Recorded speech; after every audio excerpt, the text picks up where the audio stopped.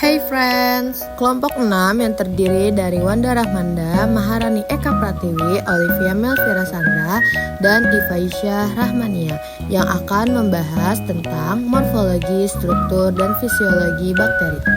Orang yang pertama kali mengenalkan dunia mikroba ialah Anton van Leeuwenhoek. Mikroba dapat kita temui di mana saja. Yang pertama ada bakteri, kedua ada virus, ketiga ada parasit, dan keempat ada fungi.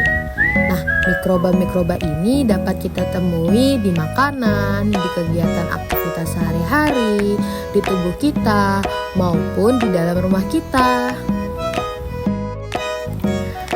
Bakteri. Wujud dari bakteri ini adalah sel yang hidup. Ukurannya kecil, tumbuh kembangnya secara mandiri, dan cara melawannya yaitu dengan antibiotik.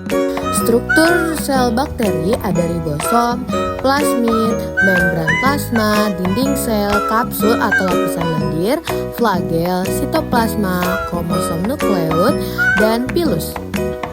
Sifat bakteri terbagi menjadi dua, ada gram positif dan ada gram negatif. Gram positif ditandai dengan warna ungu, sedangkan gram negatif ditandai dengan warna merah. Sifatnya itu untuk gram positif, struktur dinding selnya tipis dan memiliki 3 lapisan atau yang disebut dengan multilayer. Sedangkan bakteri gram negatif, struktur dindingnya hanya memiliki 1 lapisan, tetapi lapisannya cukup tebal. Kandungan dinding sel pada bakteri gram positif yaitu peptidoglikan. Sedangkan kandungan dinding sel pada bakteri gram negatif terdapat lipopolisakarida. Bakteri memiliki berbagai bentuk. Yang pertama, ada yang berbentuk kokus.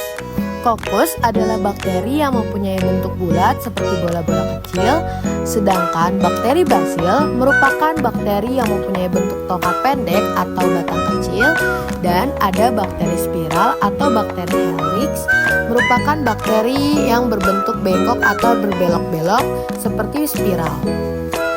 Selanjutnya ada mikroba lain yaitu seperti virus, wujud makhluk hidup yang transisi.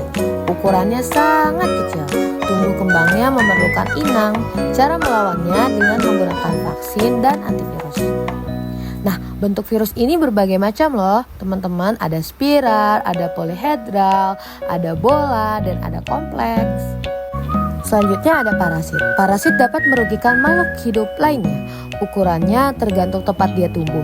Dapat tumbuh di luar tubuh ataupun di dalam tubuh.